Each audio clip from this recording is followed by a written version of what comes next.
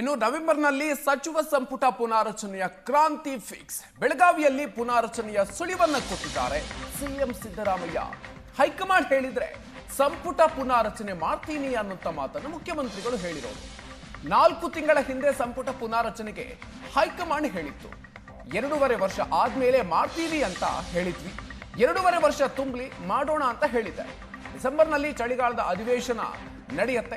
ಮುಂದಿನ ಸಚಿವ ಸಂಪುಟದಲ್ಲಿ ತೀರ್ಮಾನವನ್ನ ಮಾಡ್ತೀನಿ ಅಂತ ಮುಖ್ಯಮಂತ್ರಿ ಸಿದ್ದರಾಮಯ್ಯನವರು ಸಂಪುಟ ಪುನಾರಚನೆಯ ಬಗ್ಗೆ ಹೇಳಿಕೆಯನ್ನ ಕೊಟ್ಟಿದ್ದಾರೆ.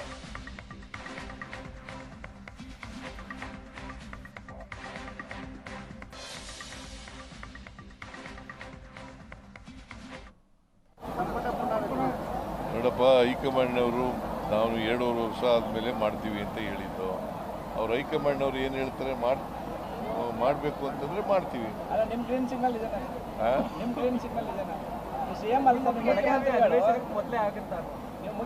ಇವರು ಹೈಕಮಾಂಡ್ನವರು ಕ್ಯಾಬಿನೆಟ್ ಈಗ 3-4 ತಿಂಗಳಿಂದ ಕ್ಯಾಬಿನೆಟ್ ರೀಸಬಲ್ ಮಾಡಿ ಅಂತ ಹೇಳ್ತಾ ಇದ್ರು. ಅದಕ್ಕೆ ನಾನು 2.5 ವರ್ಷ ತುಂಬಲಿ, ಅದಾದ್ಮೇಲೆ ಮಾಡೋಣ ಅಂತ ಹೇಳಿದ್ದೆ. 2.5 ವರ್ಷ ತುಂಬುತ್ತೆ, ಅದು ಮಾತಾಡ್ತೀನಿ ಅವ್ರ ಜೊತೆ. ನೋಡಪ್ಪ, ಹೈಕಮಾಂಡ್ನವರು ನಾವು 2.5 ವರ್ಷ ಆದಮೇಲೆ ಮಾಡ್ತೀವಿ ಅಂತ ಹೇಳಿದ್ದು. ಅವ್ರು ಹೈಕಮಾಂಡ್ನವ್ರು ಏನು ಹೇಳ್ತಾರೆ ಮಾಡಬೇಕು ಅಂತಂದ್ರೆ ಮಾಡ್ತೀವಿ.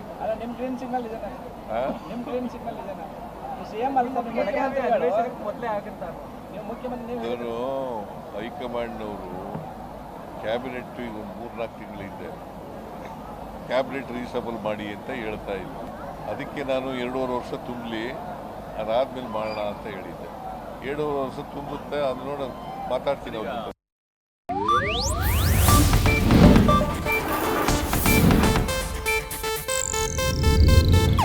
ಇದು ಏಷ್ಯಾನೆಟ್ ನ್ಯೂಸ್ ನೆಟ್ವರ್ಕ್ ಪ್ರಸ್ತುತಿ.